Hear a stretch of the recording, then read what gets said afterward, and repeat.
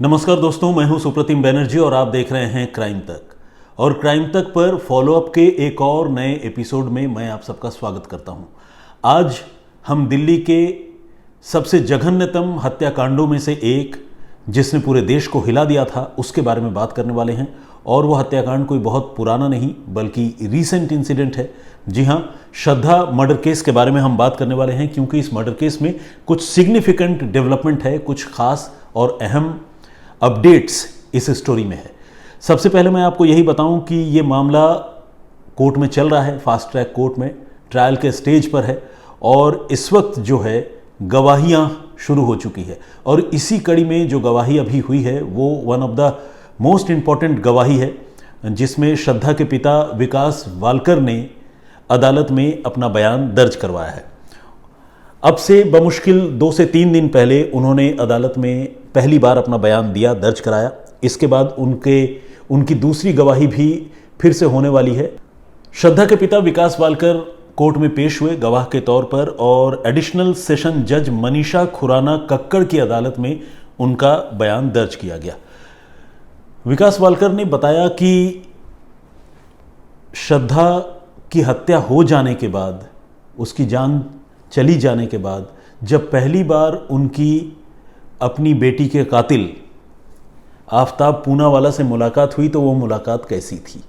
असल में आफताब को पुलिस ने तब हिरासत में ले रखा था, उससे पूछताछ चल रही थी, और इसी क्रम में श्रद्धा के पिता विकास को भी पुलिस ने बुला भेजा था। विकास जब पहुंचे तो उन्होंने 11 नवंबर 2022 को महरौली पुलिस स्टेशन में आफताब को बैठे हुए देखा, जिससे पुलिस पूछताछ कर रही थी। जब विकास के पिता वहां पहुंचे और पुलिस वालों ने उनसे पूछा कि क्या आप इस लड़के को पहचानते हैं, तो उन्होंने कहा कि हाँ, मैं पहचानता हूँ, ये आफताब है और मेरी बेटी श्रद्धा के साथ लिव इन रिलेशनशिप में रहता रहा है। विकास के पिता चूँकि बहुत बेचैन थे, अपनी बेटी के वेयर अबाउट्स के बारे में जानना चाहते थे, तो उन्होंने आफताब से पूछा कि मेरी बेटी कहाँ है। और आफताब ने बिल्कुल ही ब्लंट तरीके से टका सा जवाब दिया, शी इज़ नो मोर, अब वो इस दुनिया में नहीं है। और ये बात जैसे ही विकास वालकर के कानों में पड़ी, उनको बहुत ज़बरदस्त सदमा लगा और वो वहीं पुलिस स्टेशन में बेहोश हो गए। विकास वालकर ने ये बात कोर्ट में बताई है, और ये भी बताया है कि कत्ल के बाद, उनकी बेटी का कत्ल हो जाने के बाद, जब उन्होंने आफताब से पहली बार मुलाकात की और बेटी के बारे में पूछा तो आफताब ने किस तरह से रिएक्ट किया था। इसके बाद विकास ने जो और एक बहुत अहम बात बताई है वो ये कि आफताब ने उसी दौरान, जब इन्होंने उससे पूछा कि तुमने कैसे मेरी बेटी की जान ली, कैसे तुमने उसकी हत्या की और क्यों तुमने हत्या की, तो आफताब ने सारी बात सिलसिलेवार तरीके से विकास वालकर को बताई, श्रद्धा के पिता को बताई। आफताब ने विकास को ये बताया था कि 18 मई 2022 को उसका श्रद्धा के साथ अपने महरौली छतरपुर वाले फ्लैट में झगड़ा हो गया था, और इस झगड़े के बाद उसने पहले श्रद्धा की गला घोंटकर हत्या कर दी और फिर लाश ठिकाने लगाने के इरादे से वो श्रद्धा की शव के टुकड़े टुकड़े करने लगा। और इसी कोशिश में वो घर से बाहर निकल कर गया, एक हार्डवेयर स्टोर से आरी और दूसरी चीज़ें खरीद कर लाई, और सबसे पहले उसने श्रद्धा के दोनों हाथों की जो कलाइयाँ होती है उन्हें काट कर अलग कर दी, और उन कलाइयों को पॉलीथीन के एक पैकेट में भर दिया ताकि वो उन्हें बाहर फेंकने के लिए ले जा सके, निपटा सके। तो यहाँ से लाश के टुकड़े टुकड़े करने का सिलसिला शुरू हुआ। और इस विभत्स कहानी के बारे में, और ये कहानी जब आप सुनते हैं तब हमें इतनी तकलीफ होती है और अजीब सा लगता है। आप सोचिए उस बाप के दिल पर क्या गुजर रही होगी जिसने खुद अपने हाथों से, बड़े नाजों से अपनी फूल सी बेटी को पाला होगा, बड़ा किया होगा, और उस बेटी का कोई इस तरह से कत्ल कर दे और बिल्कुल टुकड़े टुकड़े कर उसकी लाश के ठिकाने लगा दे। लेकिन यहाँ तो कातिल, जो आरोपी कातिल एटलीस्ट हम कहेंगे, वो खुद लड़की के पिता को उस कत्ल के बारे में बता रहा था। विकास वालकर ने इस सीक्वेंस के बारे में, इस घटनाक्रम के बारे में भी अदालत में अपनी गवाही दी, और उन्होंने एक अहम बात कोर्ट को बताई। कोर्ट में अभियोजन पक्ष की तरफ से तो खैर, यानी प्रोसिक्यूशन की ओर से वो बयान दे ही रहे।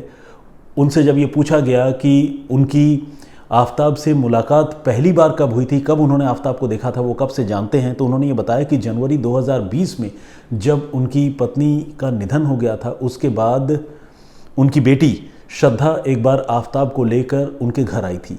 उन्होंने आफताब को उससे परिवार के बाकी लोगों से इंट्रोड्यूस करवाया, और इसके बाद जब आफताब मिलकर चला गया तो फिर परिवार के लोगों के साथ श्रद्धा की इस मामले पर बातचीत होने लगी। परिवार के लोग इस बात से खासे नाराज़ थे कि श्रद्धा जो है वो मनमानी कर रही है और एक दूसरे धर्म के लड़के के साथ लिव इन टुगेदर में रह रही है, जो जिसके लिए कहीं से भी उनका परिवार जो है राज़ी नहीं है, इसकी इजाज़त नहीं देता है।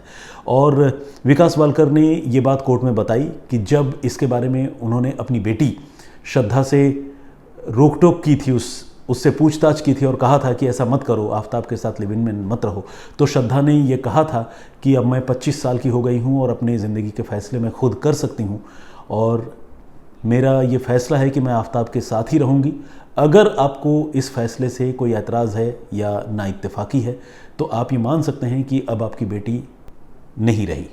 इस तरह की बात खुद श्रद्धा ने अपने पिता विकास को बताई थी और विकास वालकर ने कोर्ट में जब आफताब से पहली मुलाकात के सीक्वेंस का, घटनाक्रम का जिक्र किया तो उन्होंने अपनी वो पीड़ा, वो दर्द भरी कहानी भी अदालत के सामने रखी। अब मैं आपको एक तरह से डाउन द मेमोरी लेन जिसे हम कहते हैं, हालांकि वो बहुत पुराने संदर्भ में इस्तेमाल होता है, लेकिन हम ये कहेंगे कि इस मामले में जो पुराना घटनाक्रम रहा है उसे मैं जल्दी से आप लोगों के सामने एक बार रख देना चाहता हूँ, जिससे अगर आप लोगों में से कुछ लोग इस पूरे घटनाक्रम को मिस कर रहे हैं या कोई कड़ी छूट रही है तो शायद आप लोगों की याददाश्त थोड़ी ताज़ा हो जाए। मुंबई पुलिस ने सबसे पहले 9 नवंबर को इस सिलसिले में दिल्ली पुलिस को शिकायत दी थी 2023 को, और ये बताया था कि श्रद्धा नाम की लड़की जो है वो एक लिव इन पार्टनर उसका है, आफताब उसके साथ रहती है, लेकिन वो गायब है, घर वालों से संपर्क नहीं हो पा रही है। इस पर मुंबई पुलिस की शिकायत मिलने पर मेहरौली पुलिस ने, दिल्ली पुलिस ने इस मामले की जांच शुरू की थी। आफताब को उन्होंने पूछताछ के लिए बुलाया था और इसके साथ ही श्रद्धा जो लड़की थी उसके पिता से भी मुंबई पुलिस के कहने पर दिल्ली पुलिस पूछताछ कर रही थी। और इसी पूछताछ के बाद पहले तो लड़के ने, आफताब ने पुलिस को भरमाने की पूरी कोशिश की, लेकिन जब पुलिस ने उससे काउंटर क्वेश्चंस किए और सबूतों की रोशनी में उसका मुकाबला करने की कोशिश की तो फिर वो आफताब जो है वो टूट गया और उसने श्रद्धा का कत्ल करने की बात कबूल कर ली। फिर उसकी निशानदेही पर एक एक करके पुलिस ने न सिर्फ श्रद्धा की लाश के टुकड़े अलग अलग जगहों पर जो काट कर फेंके गए थे उन्हें बरामद किया, बल्कि उस कमरे में जाकर, उस फ्लैट में जाकर पुलिस ने छानबीन की, जांच की, वहाँ से खून के छींटे और डेड बॉडी के जो बाकी रिमेन्स है उसके कुछ बचे हुए हिस्से पुलिस ने वहाँ से बरामद किए। बेंजीन टेस्ट होता है, आप सबको पता है, फॉरेंसिक के एक्सपर्ट करते हैं ताकि अगर कहीं खून का कोई धब्बा पड़ा हुआ हो और ख़ासकर ह्यूमन ब्लड, तो फिर उस बेंजीन टेस्ट से उस ब्लड को जो नंगी आंखों से नहीं दिखता वो उस बेंजीन टेस्ट में साफ साफ नज़र आ जाता है। तो वहाँ पर खून के छींटे और धब्बे उस फ्लैट में मिलने की बात भी साबित हो चुकी थी। इसके अलावा लाश के टुकड़े तो जैसा कि मैंने आपको कहा पुलिस ने बरामद किए ही, वो हथियार जिससे लाश के टुकड़े किए गए पुलिस ने उन्हें भी बरामद किया। सीसीटीवी फुटेज में आफताब उन टुकड़ों को ले जाता हुआ, फेंकने के लिए जाता हुआ दिखाई दे रहा था। पुलिस ने उन एविडेंस को कलेक्ट किया। इसके अलावा जो डिजिटल एविडेंसेस हैं, चाहे वो फ़ोन कॉल के रिकॉर्ड हो और श्रद्धा के बैंक अकाउंट का गलत तरीके से इस्तेमाल करना हो, लोगों को गुमराह करने के लिए श्रद्धा के मोबाइल फ़ोन से फेक चैट्स करना हो, कॉल डिटेल रिकॉर्ड जो है वो भी पुलिस ने हासिल किया। और इस तरह से पुलिस ने कॉम्प्रिहेंसिव इन्वेस्टिगेशन करके, एक जिसे कहते हैं ना कि समग्र जांच करके, कंप्लीट जांच करके पुलिस ने इस मामले में चार्जशीट तैयार की। इसके बाद पुलिस ने इस मामले में चार्जशीट दाखिल की। 6600 पन्नों की चार्जशीट पुलिस ने इस सिलसिले में दाखिल की और पुलिस ने अपनी चार्जशीट में यह लिखा कि आफताब ने श्रद्धा की लाश के कम से कम 17 टुकड़े किए थे जिन्हें आफताब ने अलग अलग जगहों पर फेंक दिए थे। तो फिलहाल ये मामला, जैसा कि मैंने आप सबको बताया कि कोर्ट में ट्रायल के स्टेज पे है। अभी अभियोजन पक्ष की ओर से गवाही हो रही है। बहुत मुमकिन है इसके बाद बचाव पक्ष के जो वकील हैं वो इन गवाहों का क्रॉस एग्जामिनेशन करेंगे, उनसे पूछेंगे कि उन्होंने जो गवाही दी उसमें क्या सही है क्या गलत है, और अपनी बात रखने की कोशिश करेंगे। जब दोनों पक्षों की गवाहियाँ हो जाएंगी, सबूत अदालत में पेश हो जाएंगे, उसके बाद अदालत इस मामले में अपना फैसला सुनाएगी। तो फिलहाल इतना ही आज की इस पेशकश में। आई होप आप लोगों को आफताब मर्डर केस, चूँकि इस मर्डर केस के चर्चे बहुत ज़्यादा, माफ़ कीजिएगा, श्रद्धा मर्डर केस, चूँकि इस मर्डर केस के चर्चे बहुत ज़्यादा रहे और इसके बारे में आप सारे लोग जानना चाहते हैं, हम भी जानना चाहते हैं, तो ये जानकारी आप लोगों को उपयोगी लगी होगी। फिलहाल मुझे इजाज़त दीजिए, अपना बहुत ख्याल रखिए, सुरक्षित रहिए। जय हिंद, जय भारत।